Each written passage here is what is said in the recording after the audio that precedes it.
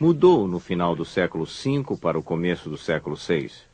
As formas de diversão tradicionais, como as lutas de animais selvagens e os combates com os gladiadores, foram todas elas proibidas. E a única forma de diversão que restou para eles foram as corridas de bigas, que ocorriam nos hipódromos, situados nas grandes cidades do Império. Corridas de bigas entre 4 times: os azuis, os verdes, os vermelhos e os brancos. Cada time atraía um enorme grupo de seguidores. Muitas vezes sem regras, pobres e violentos, esses eventos circenses dominavam a cidade. Durante um desses eventos, Justiniano conheceu uma artista exótica chamada Teodora. Ela tinha pouco mais de 20 anos, e para a surpresa de seus amigos da corte, Justiniano apaixonou-se perdidamente. Ela veio de uma família de artistas do circo do hipódromo. Suas irmãs eram artistas. Seu pai cuidava de animais. Ele cuidava dos ursos que se apresentavam no hipódromo. Ela era, podemos dizer, uma atriz ou uma artista de striptease. Eu não acho que ela era uma prostituta, mas não há dúvidas de que ela fazia hora extra. E ela cativou Justiniano quando ele era uma pessoa muito importante. E era contra a lei um senador se casar com uma atriz. Mas a lei foi mudada e ele se casou com Teodora. A aristocracia de Constantinopla estava em choque. Esperava-se que ele se casasse com alguém da nobreza. Certamente não com uma artista circense com metade da sua idade. O historiador Procópio lembra das histórias difamatórias que se espalharam a respeito dela.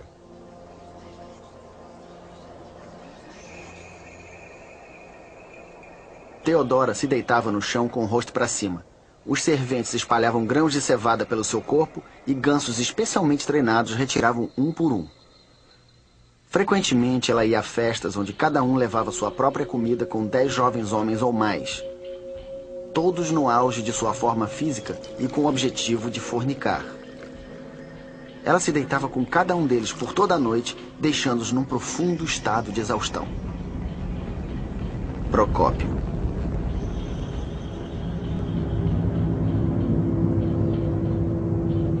O que seu casamento causou. É difícil entender a personalidade de Justiniano. Mas eu acho que quando olhamos para o relacionamento de Justiniano e Teodora, podemos ver um pouco do verdadeiro imperador, um homem afetuoso, capaz de uma cumplicidade de verdade.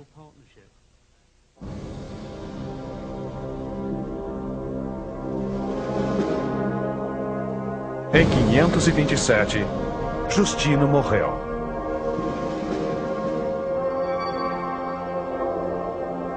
Justiniano e sua esposa Teodora foram escoltados até o camarote real no hipódromo como imperador e imperatriz.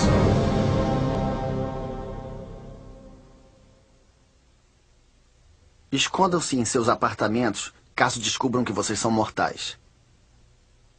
Sinésio. Em pessoa ele era baixo, com um belo peito, um belo nariz, pele clara, cabelo encaracolado, rosto redondo e bonito. John Malalas.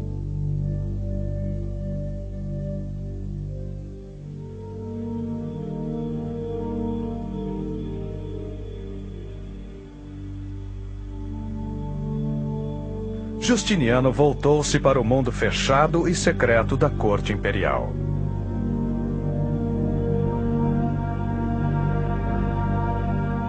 Temendo assassinatos, os imperadores do leste se isolaram cada vez mais das pessoas, enclausurados no luxuoso palácio coberto de mármore.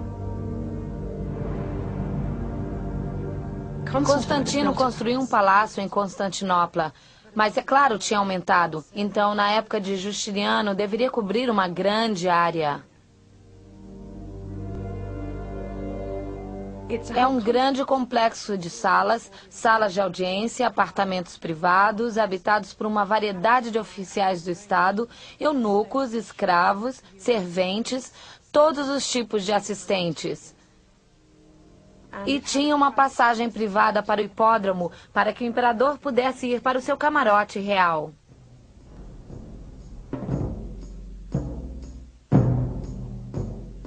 Justiniano raramente aparecia em seu camarote. Vestido em seda, ouro e pedras preciosas, cercado por sua guarda elaboradamente vestida, eunucos e sacerdotes, era uma figura impressionante, mas distante. O cerimonial da corte nesse período já é altamente complexo. É necessário um cortês especializado para saber qual é a etiqueta real correta.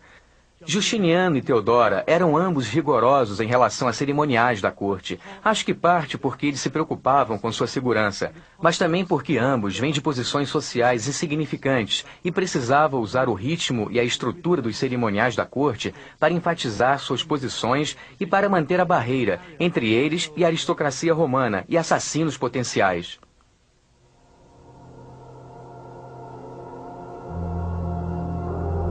Os senadores, que antes eram os oficiais que governavam Roma, eram forçados a se curvar diante do imperador e sua esposa. O Senado era uma mera fachada, sem o poder de tomar decisões ou de fazer o bem. Era uma simples questão de aparências. Quando os senadores estavam na presença de Justiniano e Teodora, todos eles tinham que se deitar no chão com o rosto para baixo, esticar as mãos e os pés o máximo que pudessem, tocar com os lábios um pé de cada um de suas majestades e se levantar de novo. Procópio. Essa humilhação pública encheu a nobreza de Constantinopla de um particular ressentimento. Os ataques a Teodora, principalmente, ficaram cada vez mais amargos.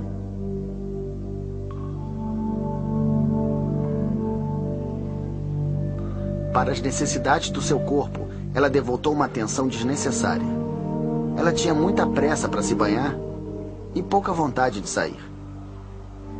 Apesar de passar a maior parte do dia em função do seu narcisismo, ela se achava perfeita para administrar todo o Império Romano. O imperador não tomava conhecimento do que estava acontecendo. Mas dentro dos limites e do sigilo do palácio, Justiniano estava criando planos grandes e ambiciosos. Justiniano certamente tinha projetos bem grandes. Seu primeiro grande projeto era a codificação das leis romanas. Isso não tinha sido feito. Havia um código de lei do século V, mas muitas leis não haviam sido incluídas nele. Então ele criou uma comissão. E o trabalho terminou com várias publicações importantes num período bastante curto de tempo. E através delas, as leis romanas chegaram à Europa Ocidental. Foi seu primeiro projeto. Justiniano era um homem que acreditava num governo de leis. As leis, a organização das leis, eram de importância vital para Justiniano. Isso é algo que ambos, Césares, Júlio César e Augusto, teriam ficado satisfeitos. Justiniano acreditava em controlar a sociedade.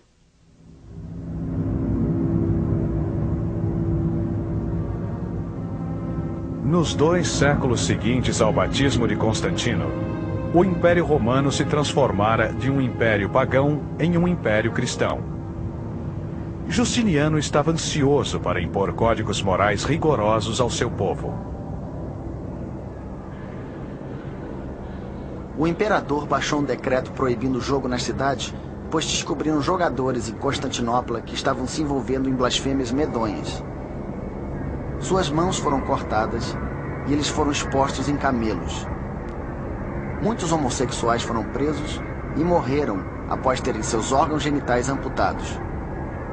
Depois disso, o medo se espalhou entre os que sofriam dessa luxúria. John Malalas.